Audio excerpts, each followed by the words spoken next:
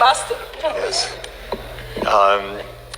Thank you, Monsignor, again for a wonderful day, and to everybody for a fantastic discussion. Multilateralism is not under threat per se in most of the world. It is under threat because of the United States.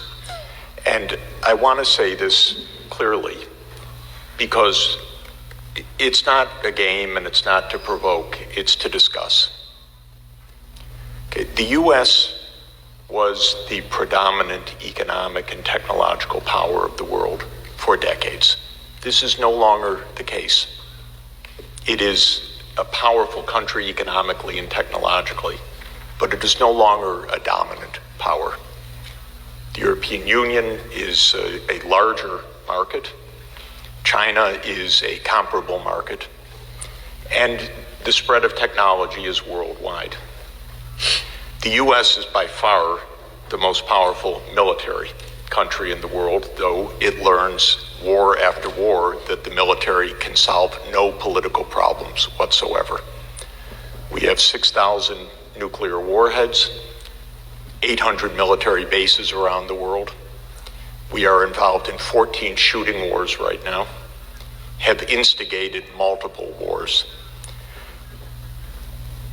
The U.S. is a problem. It became a far more significant problem with Donald Trump. He may or may not be president after November, but the U.S. became vastly more complicated for the world since 2017. These are not polite things to say. Nobody likes to say them, but I want to say them to explain a few things that I think are extremely important. The U.S. has blocked every multilateral initiative of recent years. It is the only country pulling out of the Paris Climate Agreement. It is the only country that pulled out of the JCPOA agreement with Iran. There is not a China-U.S. trade war. There is a U.S. trade war on China. That is different. This was an unpremeditated attack because of China's rising technological capacity. Have no doubt about it.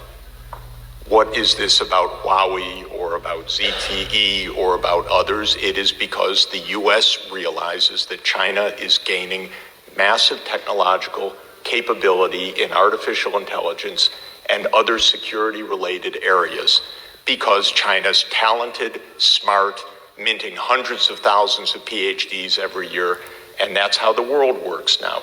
There's no monopoly of knowledge. There's no monopoly of talent. This is driving U.S. strategists crazy because U.S. grand strategy is based on primacy. And that's not some fantasy of mine. This is in our documents, our doctrines, one after another. There can be no U.S. primacy in the world anymore that is safe for the world. That's not how the world works anymore, but that is how U.S. policy works. The U.S. is attacking the digital taxation. It has taken tremendous, disastrous cuts to corporate taxation, which is blowing up the worldwide taxation on companies. It has dismembered the WTO. There is no appellate process now. It now claims that it's going to adjudicate exchange rates and put unilateral tariffs on against countries that the U.S. alone deems to be manipulating the exchange rate. Well, I know our Treasury, and with all respect, they don't have a clue about how foreign exchange markets work. This is, of course, pure politics, top to bottom. It has nothing to do with anything meritorious other than the idea of temporary advantage in some geopolitical contest and context. Last month, when Iraq said it wanted the U.S. military forces out, if you can imagine, the Treasury said, we will confiscate your foreign exchange reserves at the New York Fed if you persist in pushing our troops out. This is thuggery.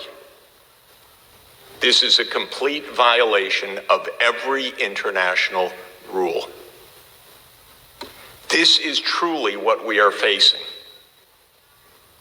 And I'm sorry to say it. It's my country. I'm not very happy to say it. But this is an imperial power in decline. And it is a dangerous country right now.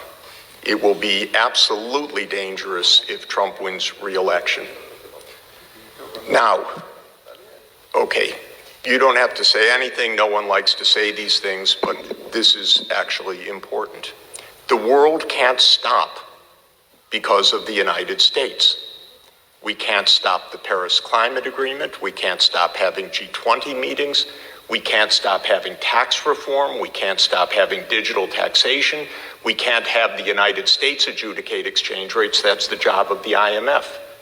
We can't not have an appellate system at WTO. We cannot have one country that is 4.2% of the world population and still 15% of world output, but not 50% of world output, decide on the international structure on which the other 96% depend for their lives now. Moreover, in the United States, Mr. Trump does not have a majority backing.